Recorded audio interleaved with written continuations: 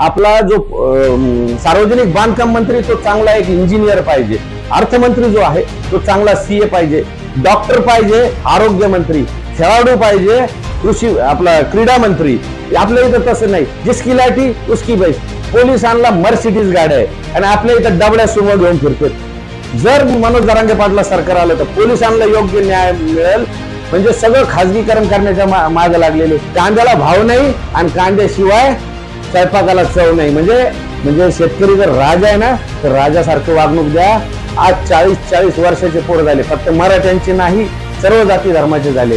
बाहेरच्या देशातून रिसर्च करण्यासाठी महाराष्ट्रात आज जेवढी लोकसंख्या आहे त्या प्रमाणात आपल्याकडे पोलीस नाही. आज आपण बाहेरच्या देशात जर गेलो, मलेशिया, थायलंड, सिंगापूर, हाँगकाँग, दुबई या देशांमध्ये म्हणजे तो देश इतका आहे की एक जिल्हा आपला जो महाराष्ट्रातला एक जिल्हा आहे तेवढा तो देश आहे. आणि आज त्या ठिकाणी इन्फ्रास्ट्रक्चर इतकं वाढून टाकलेलं आहे, गगनचुंबी इमारती आहे ना. आपल्या इथं 2 मजली 4 मजलीच्यावर FSI दिल्या जात नाही. आपल्याकडे विचार करणारे तज्ञ लोकच नाही. त्या क्षेत्रातला तो किंग माणूस पाहिजे.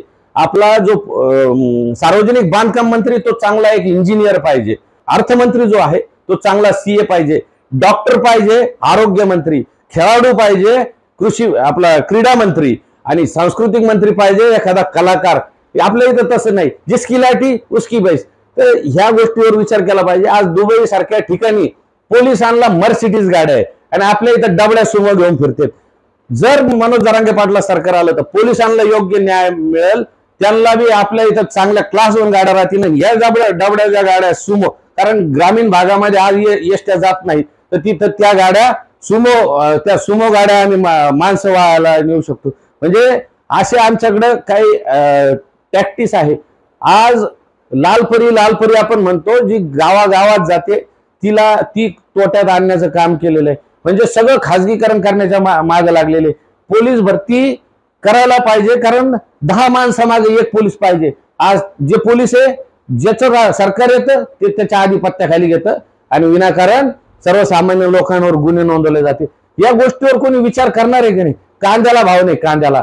आज कांद्याला भाव नाही आणि कांद्याशिवाय स्वयंपाकाला चव नाही. म्हणजे या शेतकऱ्यांच्या बाजूला कोणीच बघत नाही. आणि शेतकऱ्यांना, कष्टकऱ्यांना, म्हणजे शेतकरी जर राजा आहे ना तर राजासारखं वागणूक द्या, त्याला भिकाऱ्यासारखी वागणूक देऊ नका.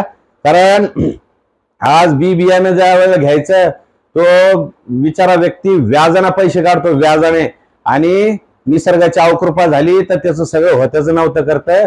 आज ते पोरं बिचारे, म्हणजे त्याचा गुन्हा काय आहे तर फक्त सर्वसामान्य शेतकऱ्याचे पोरं आहे, त्यांच्यामुळे त्यांना पोरी भेटणार.